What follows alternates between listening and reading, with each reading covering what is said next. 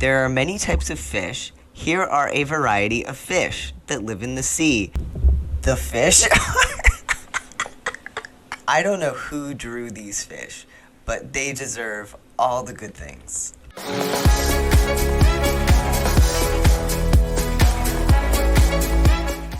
Hi everybody, it is Tom, and we are back with another reaction to Heartstopper Season 2. So last time we looked at Episode 1, of course, because it was the first episode, and that's what we do. And today we're going to look at Episode 2. So, before we do that, there was a small thing I wanted to talk about. So, there have been some requests for me to do first-time reactions. And first of all, regarding Heartstopper Season 2, the time has passed. It is no longer a possibility. But I did actually record my first-time reaction to Episode 1, which you can see the edited version up on Patreon, along with some other fun stuff that we get up to over there. But in doing so, like prior to doing so, I was like, oh, I don't really want to do a first time reaction, but you know, let's try it and see how it is. But yeah, in doing so, I realized yet again that no, I'm really not interested in doing first time reactions. And there are many reasons why, but the main ones are, number one, I cannot enjoy the show. Like, I need to be fully immersed in the thing that I'm watching, and I want to be able to just enjoy it and not be thinking about, like, what my face looks like, or, like, if I'm saying intelligent things or not, or stuff like that. I just want to be able to enjoy it. And second of all, I just don't think I'm a very interesting first-time reactor. Like, there's some people who, I mean, I love watching first-time reaction videos, and there's some people who do them very well. Like, they have big reactions, or they say hilarious things, or stuff like that. That's not me. My style is, after watching several times, let's talk about the characters, let's talk about the depth, let's talk about, you know, the parallels between different episodes, and, like, I like to do the deep, analytical reactions, more so, and occasionally telling Ben to fuck off, because that's just part of the deal, but, yeah, that's my style, so I know that's not everyone's favorite style, and that's fine, so, like, that's a general message.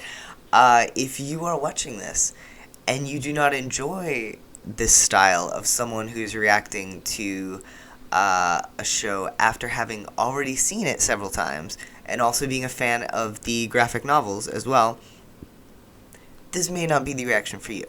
And I bear you no ill will, and I wish you great success in your lifetime endeavors, but please do not feel like you need to inform me of your dislike of my style of video. So yeah, in conclusion, I love that you folks are interested in seeing my first time reactions, but that's probably not something I'm gonna do because I really don't like it. Like, that's just the bottom line. I don't like doing it, so I don't want to do it. Okay, well, with that said, let's get into. My phone is still buzzing over here. There's a lot going on in the group chat this evening. But yeah, so let's get started. Super excited to continue. It is now Monday, and I did my last reaction on Saturday. And when I did my reaction, I said, oh, maybe I'll do like one a week or something like that. But I cannot stop thinking about this friggin' show, so I'm like, you know what? We're going to use my precious evening hours to record another video. I don't know when I'm going to have time to edit it, so you might not see this for a while, but I'm here. We're doing it. Okay. All right, so let's find my earbuds. Let's locate the earbuds prior to inserting them into my ears. There they are. All right, and let's watch Heartstopper Season 2, Episode 2. Lots of twos, twos. And this episode, of course, is entitled Family. Oh, before I start, let me show you. So I'm being watched by Adarla on the couch. So if I just have a feeling like somebody's watching me.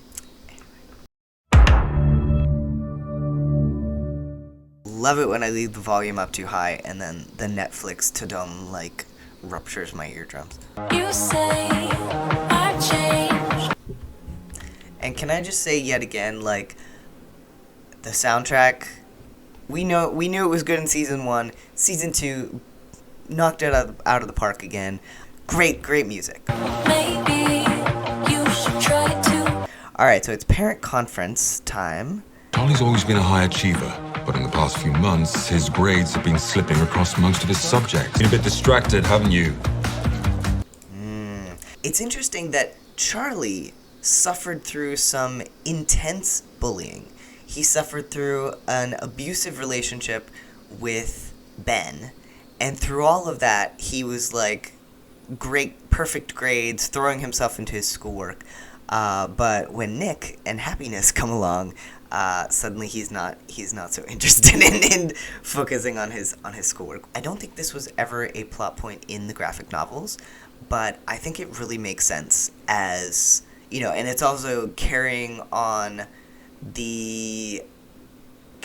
what was hinted at in the first episode about how Charlie is so focused on Nick and his relationship with Nick that everything else is kind of falling by the wayside, including his grades. So it makes a lot of sense. I've been getting the sense that you've been struggling with your coursework. Struggling.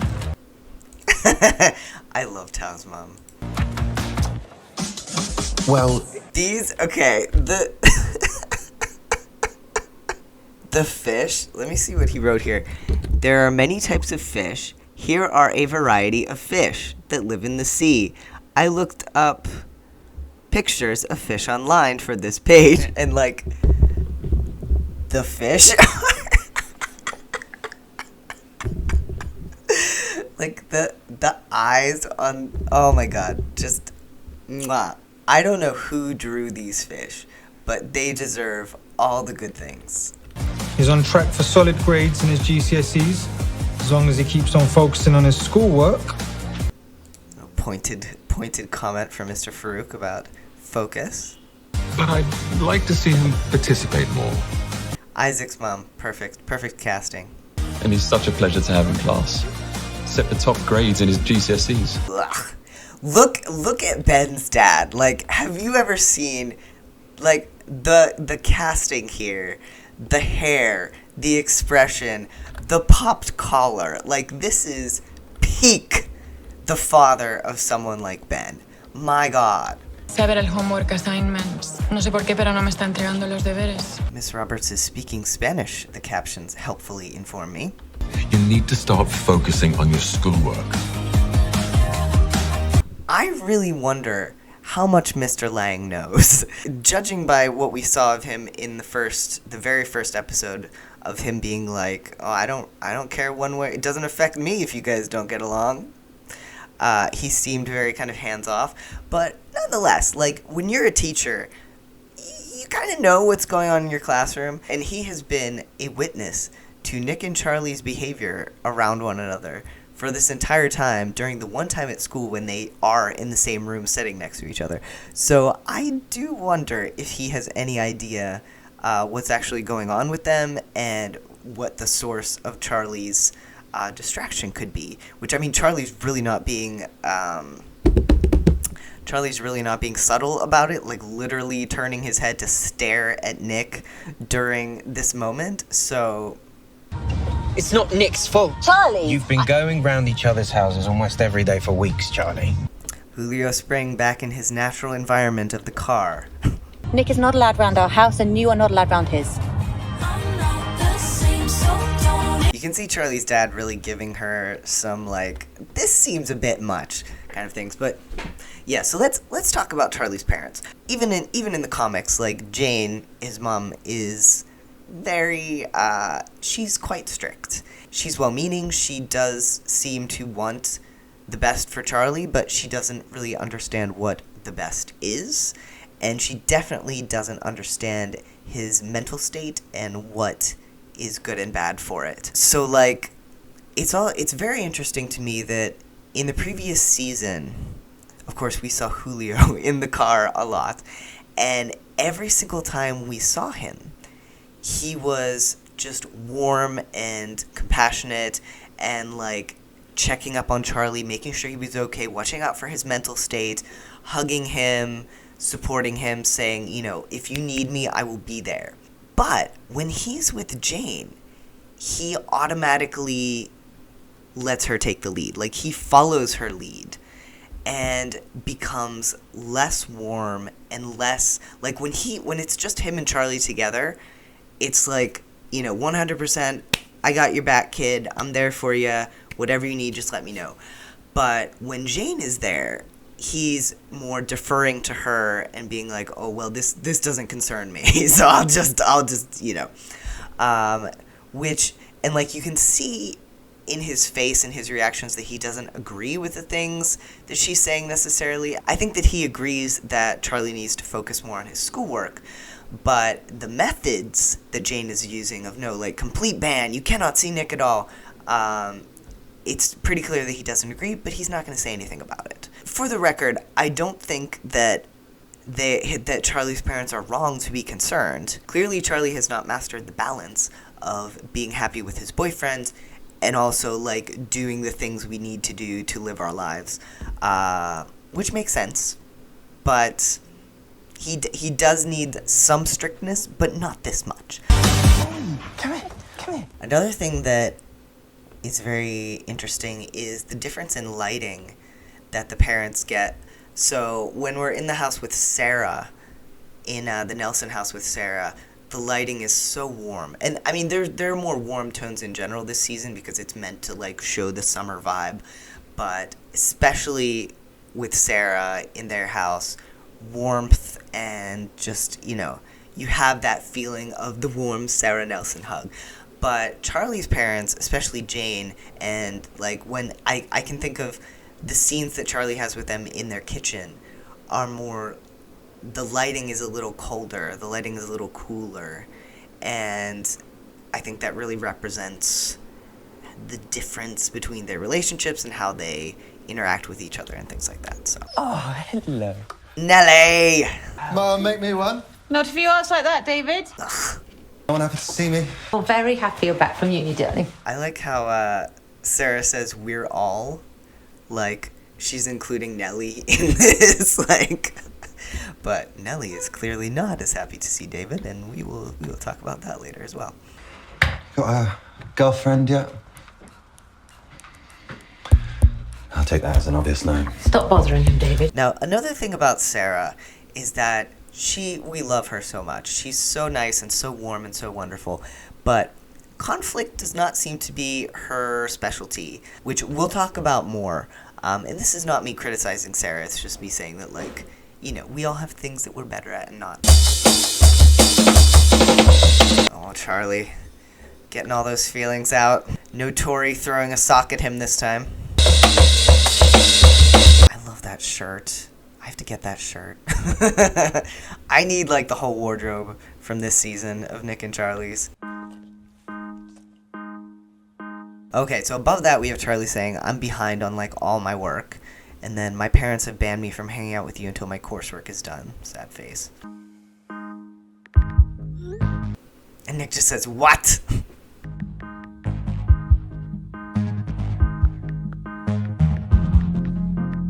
I love this. I love that Charlie types sorry, I'm sorry, and then thinks for a second, deletes it, and types, I'm so angry.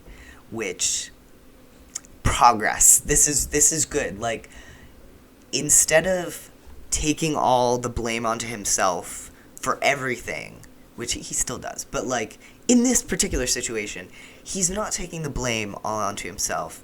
He's expressing his feelings of anger, which is very healthy. So good job, Charlie.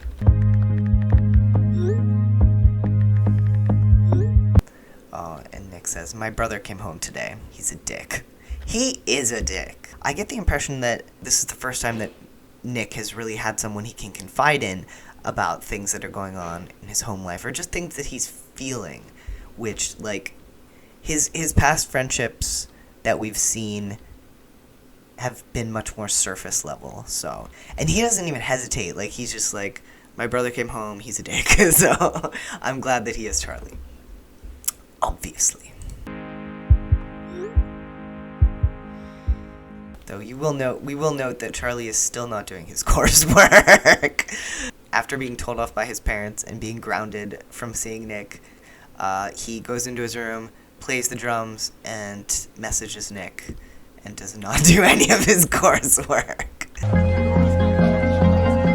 Oh, here we go. So, watch this. Ben spots Nick, and then immediately pulls Imogen in. Which, like, there's such a performative level to so much of Ben's interactions with people, but especially with Imogen this season, and we see this more later. At this point, Imogen has not caught on to it, but she does, which is good. But yeah, so then Nick is walking by looking devastated. Ben knows that he hates it, and look, Ben waves. Imogen is just there like, hi, being all happy, and Ben's like, ha ha ha. What a dick, that little smirk. I do wonder, like, I mean, I think it's pretty clear that Ben is not actually interested in Imogen, and that a lot of his reasons for going out with her are, you know, number one, having a girlfriend takes the heat off of him regarding people maybe thinking that he's gay, and number two, he knows that she and Nick are close, and that Nick hates him, and that this will really get under Nick's skin. So I think those two reasons are why he has decided to go out with her, both of which are really crappy reasons. So, yes. Why'd you never do your homework? Sahar! I was really surprised by the way that they chose to characterize Sahar, because in the comics, like, she's nice. She's a nice person, but that's really it. Like, we don't get very much development of her character. Like, she doesn't really have a strong personality, whereas Sahar in the show is like, she's there. Like, she's very cool. She has a personality. She has opinions. She's gonna tell you what she thinks, Imogen, and yeah.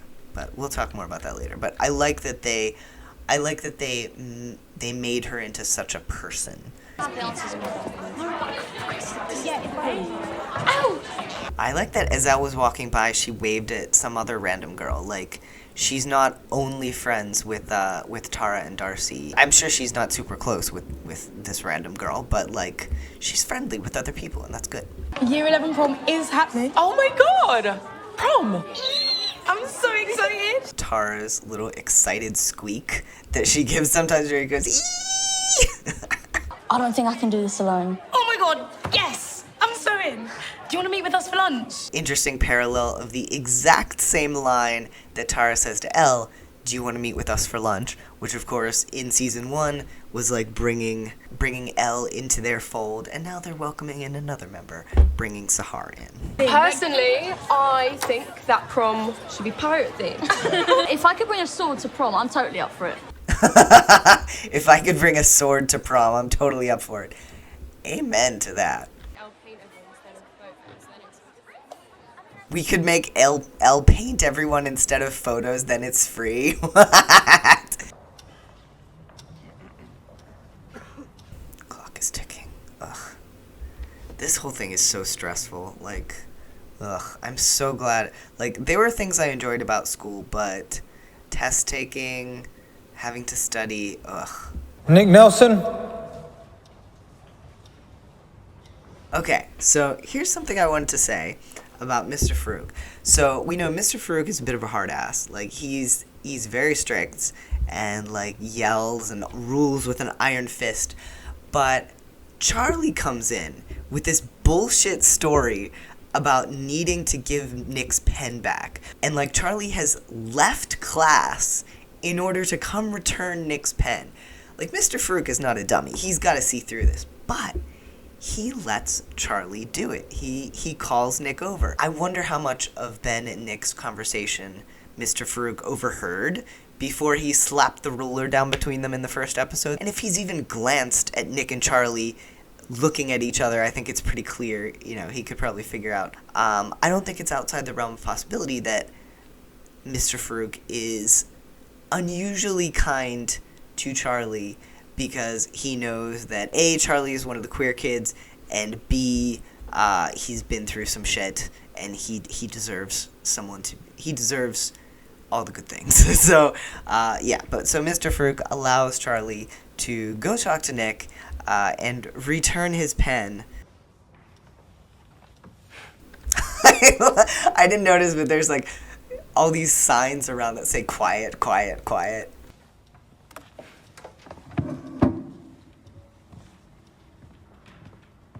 Ben's whole jealousy thing has so much the vibes of like, you know, he only wants Charlie because Nick has Charlie kind of a situation. But I also think there's a certain element of just, you know, being jealous of the fact that, you know, Nick and Charlie are okay with being queer, that they have accepted their queer identities and are, you know, happy and in love. And that just kills Ben because he knows that he can't have that. Told Mr. Farouk I borrowed your pen and needed to give it back.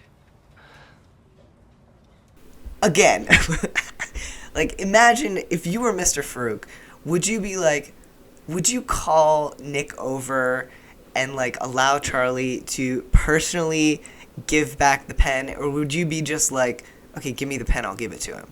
Like, there's no reason for Mr. Farouk to allow this, but he does. So I think he knows something. And later on, they did remove the line where, so in the comics, in the scene in Paris where Mr. Farouk tells Nick and Charlie to go back to their hotel room when Nick and Charlie are about to kiss in the alcove by the soda machines, Mr. Ajayi makes a comment about how they're obviously dating, and Mr. Farouk is surprised, like he didn't realize it. They don't have that line in the show. That line is not here. So I do wonder if Mr. Farouk knows, has used his cognitive reasoning there to figure out, or if he just overheard enough of Ben and Nick's conversation that he knows what's going on with them, and he's cutting them a little bit of slack as a result because he knows how much shit they have to put up with as a queer couple who's hiding their relationship. Just, Staying social hour, boys. He lets them talk for a bit before he's like, all right, now that's enough. You hate me so much. It's not my fault he liked me before you. I hate you because you literally assaulted him. Frickin' props to Mr. Nicholas Nelson for saying that. For saying it in words, clearly, you assaulted him. Because that is exactly what you did, Ben. That is exactly what you did. Like, Ben has some revisionist history going on with regards to his relationship with Charlie, which we see a lot more in episode 7, Sorry, where he is finally talking to Charlie about everything. But, like...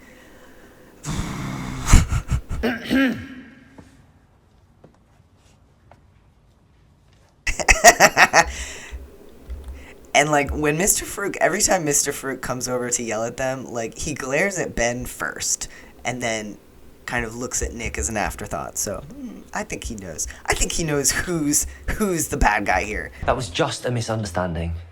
It wasn't, though. What? Ben... Yeah, again, with Ben's revisionist history according to Ben, that was a misunderstanding. No. No. Does Charlie know you don't want to come out? I do want to come out. Right. I'll believe that when I see it. Yeah, and Ben, king of projection as usual, where, you know, last season he was always projecting, like, his own fears onto Charlie, being like, oh, you're scared of getting caught. And here, he thinks that Nick probably does not want to come out, when, of course, Nick does. He's just finding it difficult. Charlie thinks you're this perfect boyfriend, but you are just the same as me.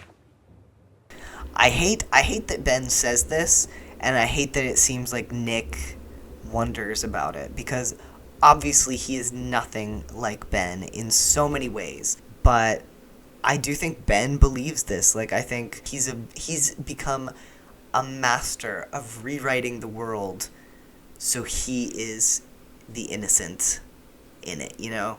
Like, so all of his actions are justified. I mean, everybody does that to a certain degree, but, like, he is on another level.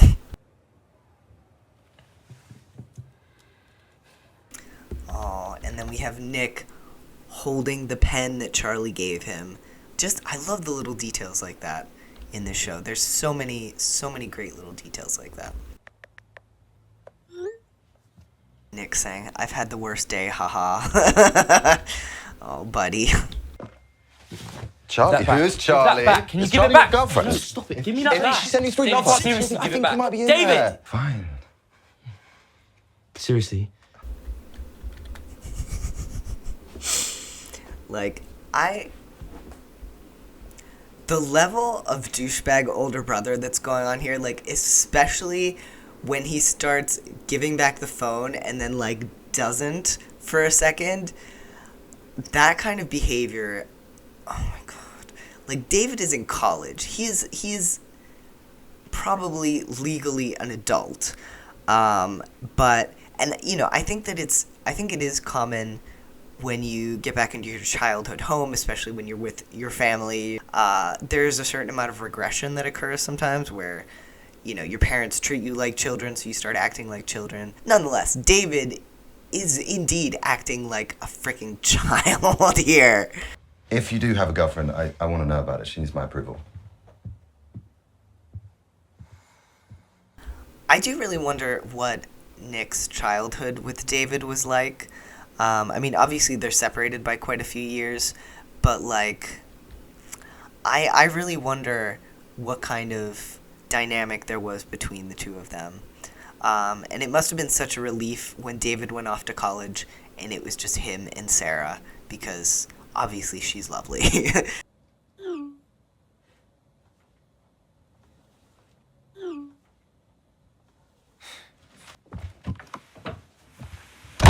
Charlie doesn't even hesitate. He just slams the laptop shut and he's off. Sweetheart, you're back from the war. Them holding hands is so lovely. I'm always cold. I'm stealing this, just so you know. Oh, I know. Hoodie theft begins. Yeah, it is my great sadness that these episodes came out in the summer, which means it's too warm for me to wear my Nick Nelson hoodie whilst I record these reactions, but maybe we'll have a chilly day one of these days. You okay? Yeah. I love that we have this kind of oasis of Nick and Charlie love in the midst of all the chaos that's going on otherwise. Just stressed about GCSEs. I'm definitely going to fail maths on Monday. Want me to help you revise? We can go through your notes together. Another theme that comes up a lot during this season is Charlie putting Nick first in everything, like putting himself second or last, and, you know, leaping to do everything he can to help Nick. Like, he's really focused on trying to keep Nick from suffering during his coming out. He wants to protect Nick. Here, he is literally almost about to fail one of his classes, and he's immediately like, "Oh, I'll help you revise for maths. You know, I'm not going to do my own coursework that I need to do. I'll help you."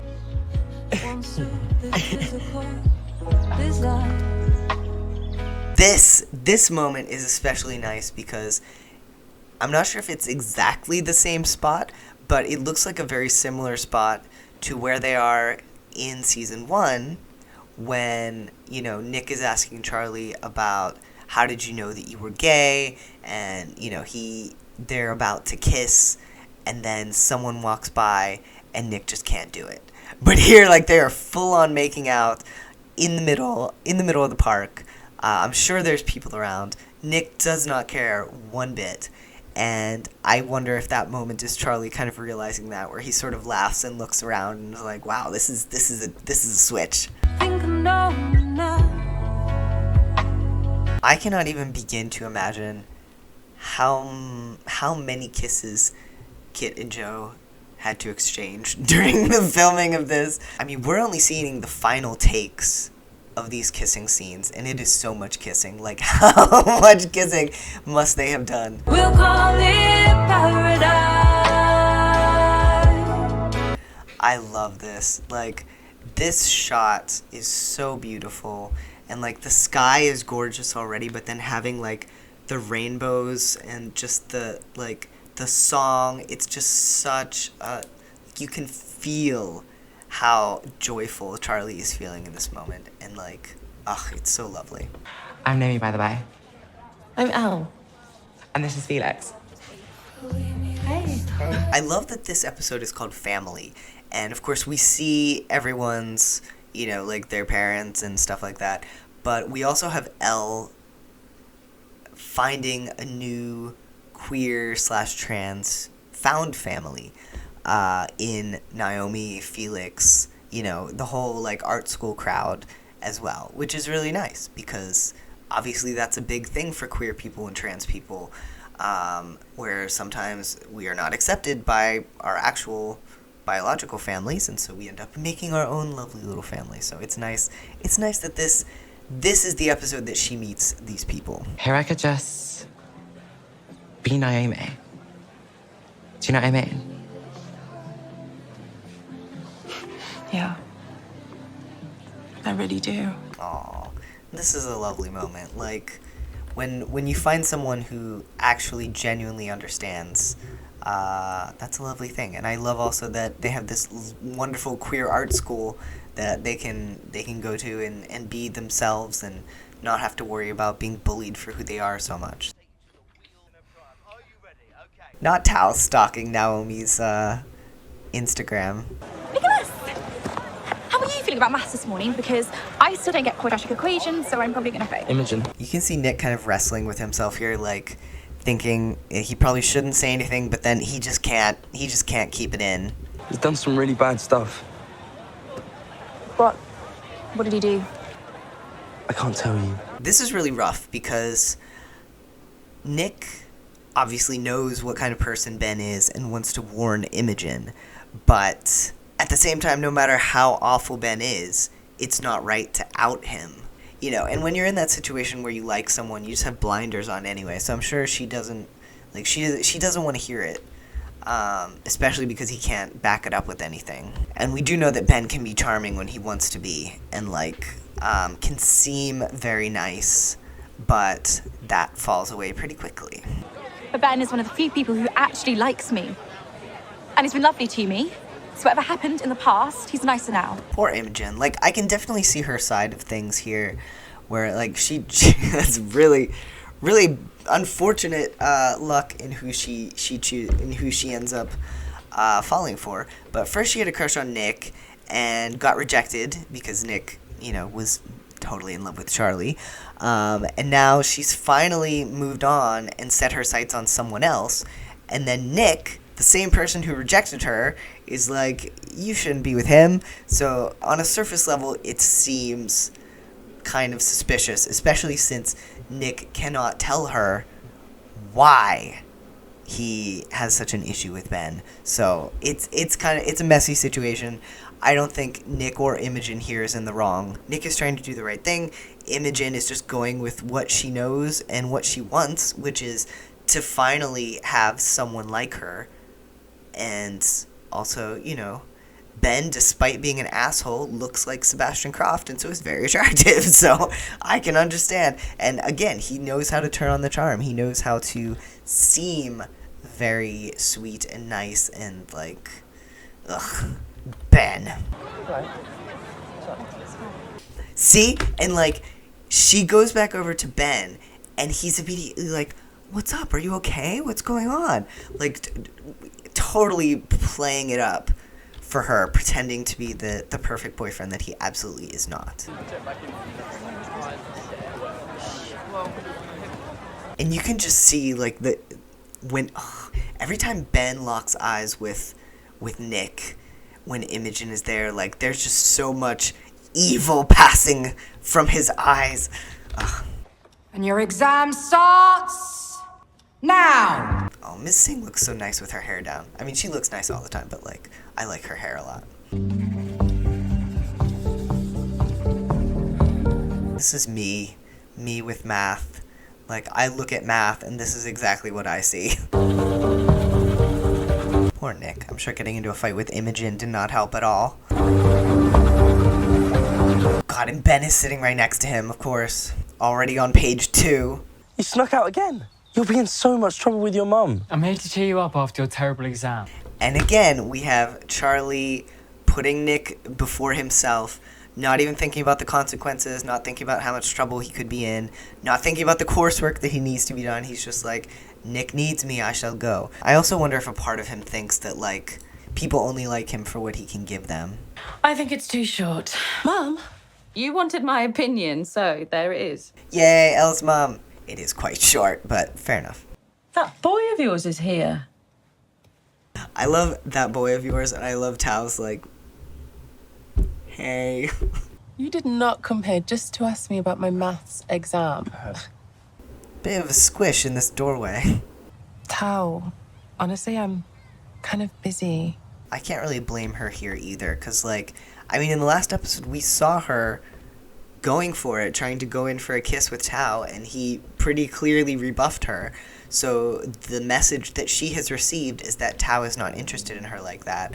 So I think she's totally within her rights to want to put some distance between them. Are you tired? Or is this movie just really boring? I did warn you I'm not a fan of Marvel movies. Particularly amusing since, of course, Joe is going to be in a Marvel TV series. You're so cute. See, this is exactly what I would want to do in Nellie's presence. Just dig my fingers into that soft fur. Hi. Hi. I love this. So, like, David comes in and Nellie growls. I love that Nellie growls at David. Not only because, like, she clearly recognizes that he is not a good guy, but it feels very much like a protective of Charlie thing. Like, she senses this is a threat to Charlie, who gives me wonderful belly scratches and is so loved by Nick. What was your name? Sorry. At this point, David has already seen the picture on Nick's wall of him and Charlie kissing. So him just asking for Charlie's name is just like the final confirmation, I guess, since he saw the text earlier of Charlie sending him three love hearts. I'm Nick's older brother. Yeah. Nice to meet you. Nice to meet you. The fact that David comes in and is, like, acting reasonably normal and nice, and Charlie knows better and is still kind of wary. Of course, he had the warning from Nellie. Nellie told him this is not a good dude. I was just getting acquainted with Charlie here. Yeah, well, we're busy, so you can go away now. We're busy, so you can go away now. I just wanted to meet the guy that, that turned my little brother gay. So much wrong with that sentence. What is going on? Why did you tell him about Charlie? I didn't, darling. Mum didn't tell me. You left a picture of you two kissing on your bedroom wall. Come on, Mum, he's saying he's bi. I mean, what a load of absolute bullshit. David, please don't swear. Yeah, so this is one of those scenes where, like, it's very true to the comics in that Sarah is definitely on Nick's side in this argument, but she doesn't come out against David for the right things. Like, she asks him not to swear instead of calling him out on his biphobia, and it's like she doesn't address the problem directly. So it's kind of a weird thing. Boys, that is enough, David, in the kitchen now. Why do you do it? Why are you winding him up on purpose? Anything. It's him who's getting wound up for no reason. All I did was make What do you think you're doing going into his bedroom anyway? Yeah, so I'm not sure I did a great job of explaining this in the video itself, so I'm going to try again here. But yeah, so, like, notice that Sarah is not calling him out on being homophobic, on being biphobic. She's calling him out on things like winding Nick up and going into his room. So, like, first of all, I'm sure she just doesn't have experience with this kind of situation. Second of all, I just wonder if Sarah doesn't really know how to deal with David. And it does seem like David probably takes after his dad a bit, and I get the impression that Sarah did not know how to deal with him either. Sarah is just such a lovely, warm person. And when she and Nick are together, it's just like perfect harmony because they're both the same kind of just very nice people. But of course, being that nice, sometimes you're not as good at, for example, conflict resolution as you might otherwise be, which I think we definitely saw with Nick in the first season, where he was often kind of hesitant to speak up. For example, when Harry was being a dick and stuff like that. And here too, like, Sarah is speaking up, but she's not quite there. I assume they're going to follow the comics in the show as well, but we do see her later on be a bit more direct with David about his homophobia, but at this point she's just not there yet, and you know, she's doing her best. We still love her desperately. She's amazing, but it is interesting that this is one of her, I wouldn't say failings, but one situation where she's not completely there yet. Sorry. This might be the only time in history that, like, they don't have an adorable goodbye at the door. They don't have the typical, like, say goodbye at the door and then walk a few steps and then look back and then smile and then walk off. So this is very jarring for many reasons. And then guess what's waiting for Charlie at home? Charlie? I mean, you were gone for hours, buddy. What did you think they were going to think? You are grounded for the rest of this term. And don't even think about sneaking out or you won't be going on the Paris trip. So, with this scene, like, it's interesting how the lighting is kind of dark. We just have this kind of distant, arm's length sort of feeling going on here, which I think really matches the mood and, like, how Charlie's mom relates to him in this scene. And then we have, you know, Julio off on the side with his arms folded, looking uncomfortable, wishing he was back in the car, and, like, clearly, again, just letting Jane take the lead. So Julio does not speak up for Charlie, but goes after him. Charlie. You want some dinner? No. I ate at Nick's. One really interesting thing about this season is how much we see Charlie lie and how naturally the lies come out of his mouth. Like in this case, saying I ate at Nick's, and just, you know, not just about his eating disorder, but about various things. Like later when, I want to say it's the next episode where he's helping Nick study, and he tells Nick that he already finished his essay when he hasn't even started it. And, like, there's no hesitation, there's no tell, it's not clear, it just comes out of his mouth so easily. So it's really interesting to see that side of him. So the mystery of this text message thread, it was in fact Charlie saying this, which I should have realized because that's how it is in the comics. I feel like I wouldn't like me if I met me. This song is just so heartbreaking with this as well. I wouldn't like me if I met me. So just the idea of kind of self-hatred, and then you wouldn't like me if you met me. I feel like you wouldn't like me. I love how this is meant to be like right after season 2, and Nick has gained like so much muscle. Like he's just been bench pressing Charlie in his spare time, but even that wouldn't do it because Charlie weighs like nothing. But and Charlie now has lost his previous, like, not taking on responsibility for everything and says, I'm sorry, this is all my fault for coming over. And it's not. I should have stood up for you against your brother. So this really calls back to Charlie's vow to Tori in the last episode where he was like, I can protect Nick. I can, you know, make sure that he never feels stressed, that he doesn't get bullied and stuff like that. And he genuinely believed that he could make Nick's coming out a smooth, easy process. I love that Nick is like, okay, yeah, this text is not going to do it here. I need to record my voice. Charlie, this is not your fault. It was never going to go perfectly with everyone. It was never going to go perfectly with everyone. Completely contrasting Charlie's earlier assertion, everything's going to be perfect. But there are still awful people in the world, like my brother. And of course, this all brings back, like, David being a homophobic asshole brings back Charlie's memories of his own homophobic bullying experiences. And it's interesting, too, what the camera's doing at that moment, where, like, Charlie is getting smaller and smaller and farther away, kind of as he's remembering.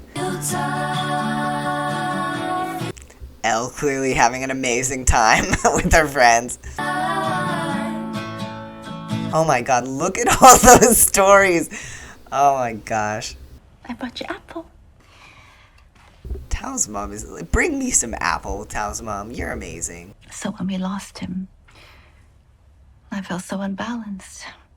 Yeah, and I know there was a lot of speculation about this last season, with kind of the absence of Tao's dad from the picture, wondering if that was the source of his abandonment issues, and we do have confirmation in this season.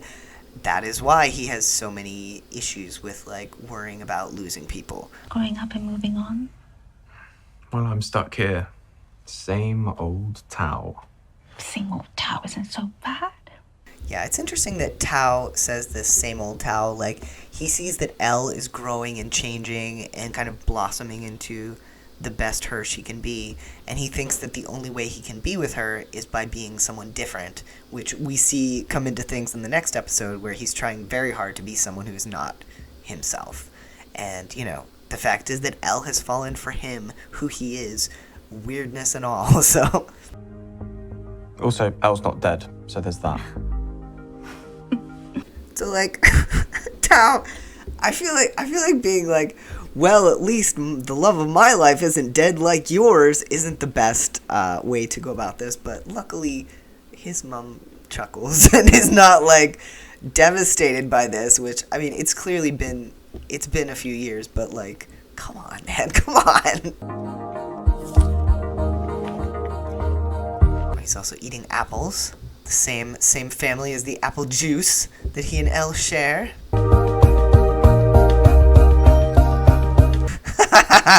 So, Charlie is browsing the candy bars again, and Isaac is reading a book. So, yeah. I like Elle, okay? So this is a really selfish and stupid thing to do, but I'm going to tell her. Help me.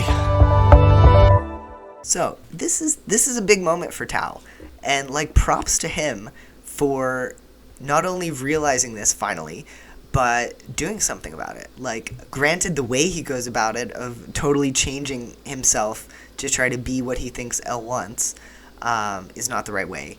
But the fact that, like, he admits that he likes her, he's like, let's make a plan, I'm gonna tell her. He tells her straight out, which we'll see in the next episode, but, like, good for him, honestly, good for him. It doesn't go as well as it could, but props for effort. And I love that it was his talk with his mom that kind of pushed him over the edge. Like, everything is so well built up in this show. Like, you can really trace the motivations of the decisions that people make and the things that they say and do. Like, nothing comes out of nowhere. Like, everything is very carefully plotted and carefully planned, and the motivation is there if you look for it. So, obviously I love that. So, okay, well, this time I have recorded 1 hour and 23 minutes so far. So I'm going to stop here. I don't think this bodes well for the rest of this season because, yeah, like, editing the first video took me literally all of Sunday. Yeah. But, yeah, with that in mind, I definitely will not be editing this tonight, because, you know, it's already almost 8 p.m., and I should probably sleep tonight. So, let me know your thoughts in the comments. What did you like about this episode? What are your favorite parts, or what did you notice? Tell me everything. Tell me all the things. And, yeah, thank you so much for liking, subscribing, commenting, doing all those cool things. And a huge thanks to our patrons, who we just got some new patrons, so welcome. So glad to have you here. I hope you will enjoy being part of the Patreon community. It is a lovely place, as is this, so yes. But yeah, huge thanks to our patrons, and special shout out to our Nick Nelson members, Kelly Walker, Paul Z, and Kent Smither. Alright, and that's it for me for now. I will talk to you folks later. Have a wonderful rest of your day, or night, or afternoon, or evening. Have a great rest of your whatever. Alright, see you next time. No, I waved at the wrong time. Alright, see you next time. Bye.